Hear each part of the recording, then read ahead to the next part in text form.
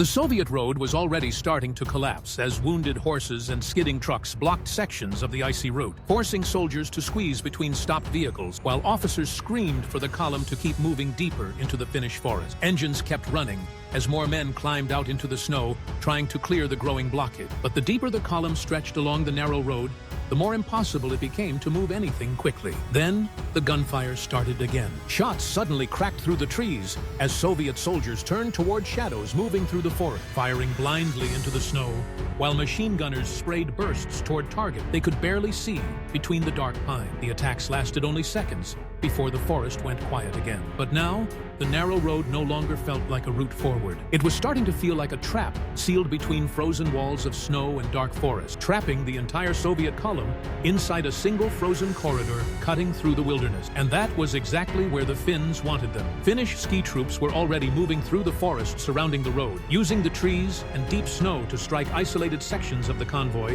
before Soviet soldiers could properly react. Short bursts of gunfire suddenly erupted from the trees as small Finnish units carrying Suomi KP-31 submachine guns moved through the snow faster than the Soviets could follow, firing into exposed trucks, artillery crews, and infantry trapped along the narrow road. Another horse collapsed near the center of the route as soldiers dragged wounded men into the snow, while Soviet machine gunners sprayed long bursts toward the movement, disappearing between the trees. But by the time the return fire reached the forest, the Finns were already attacking another section of the column further down the road. The deeper the Soviet convoy pushed into the wilderness, the easier it became for Finnish ski troops to strike the road again from another direction, before vanishing back into the forest. Now, the Soviet advance was no longer moving like an army entering Finland. It was slowly turning into scattered groups, trapped inside a frozen corridor under constant attack.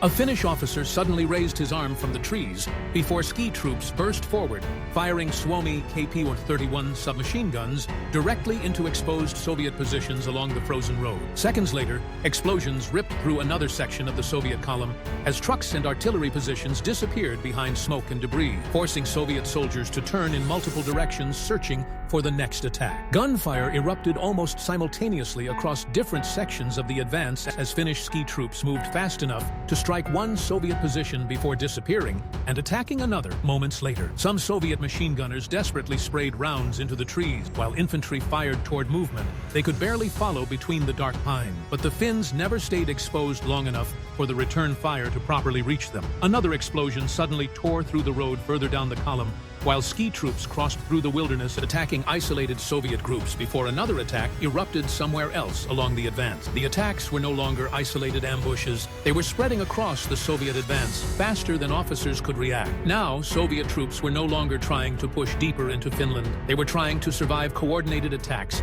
erupting across the frozen wilderness from almost every direction at once. By now, entire sections of the Soviet advance were trying to regroup independently as isolated units struggled to reconnect with the rest of the column before another attack erupted somewhere along the frozen road. Some Soviet groups had already lost contact completely, forcing officers to push through smoke and snow, shouting for radio crew, while wounded soldiers stumbled between vehicles searching for units that had already disappeared deeper into the forest. One Soviet infantry group was still firing wildly into the trees, while another section, further down the route, dragged wounded men behind overturned trucks after a completely different attack had torn through their position minutes earlier. A Soviet officer suddenly grabbed another soldier near the road, pointing toward gunfire echoing deeper inside the forest before more shots erupted behind them almost immediately afterward. The Soviet column was no longer reacting as a single force. It was beginning to break apart into scattered groups, fighting separate battles across the frozen wilderness. Machine gunners sprayed desperate bursts into the dark pines, while exhausted infantry pushed ammunition crates through deep snow, trying to reinforce positions already beginning to collapse under the constant attack. Then another explosion erupted further down the advance before the previous gunfire had even stopped. Some soldiers turned toward the new attack, while others continued firing somewhere else entirely. And with every new burst of gunfire, the Soviet advance became more fragmented inside the forest. Now, entire Soviet groups were fighting almost independently from one another, while Finnish ski troops kept striking isolated positions faster than the column could reorganize itself. By nightfall, scattered Soviet positions across the frozen wilderness were already trying to survive in isolation as distant gunfire and sudden attacks continued erupting through the darkness around them. Small groups of Soviet soldiers huddled beside weak fires between damaged vehicles, while wounded men lay wrapped in blankets nearby, listening to bursts of gunfire echo somewhere deeper inside the forest, without knowing which section of the advance was under attack now. Some Soviet soldiers crouched behind damaged trucks and dead horses for cover, while others checked ammunition crates already beginning to empty after hours of constant fighting. Several Soviet positions had already started limiting their return fire, unsure how much ammunition they still had left for the next attack. Some soldiers tried sleeping directly against frozen vehicles for protection from the wind, while others remained awake, staring into the darkness beyond the road, waiting for movement to appear again between the trees. Every sound inside the forest started feeling dangerous. A branch snapping somewhere in the snow, a shadow moving between the pines, another burst of gunfire suddenly erupting somewhere beyond the darkness. Meanwhile,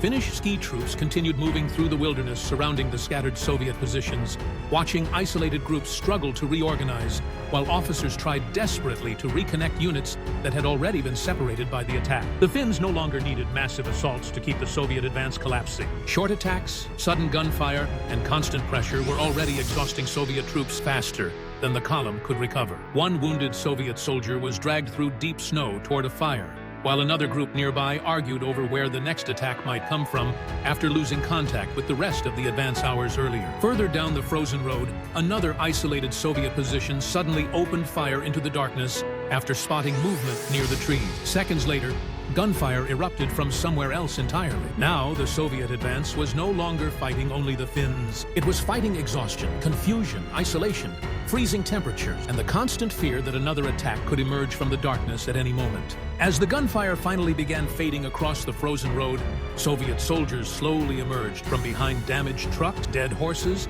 and snowbanks, searching for wounded men scattered between the vehicles. Some soldiers dragged injured comrades through deep snow toward weak fires burning beside the road, while others searched frozen bodies for ammunition magazines and medical supplies that had already started running low after hours of constant fighting. A Soviet medic pressed bandages against a wounded soldier, while nearby infantry tried lifting another man onto the back of a damaged truck that could barely still move through the snow. Further down the road, exhausted soldiers sat silently beside overturned equipment, staring into the darkness beyond the trees, while officers walked between scattered positions trying to count survivors and reconnect units separated during the attack. Some Soviet troops had not eaten properly for hours. Others had stopped removing their gloves, even while handling ammunition, because the cold had already begun numbing their hands. One group tried pulling a frozen horse away from the road to clear space for vehicles still capable of moving, while another struggled to relight a fire after wind and snow nearly smothered it completely. The battle had not ended cleanly. Gunfire still echoed occasionally somewhere deeper inside the wilderness, forcing nervous soldiers to look back toward the trees every time another sound emerged from the darkness. Meanwhile,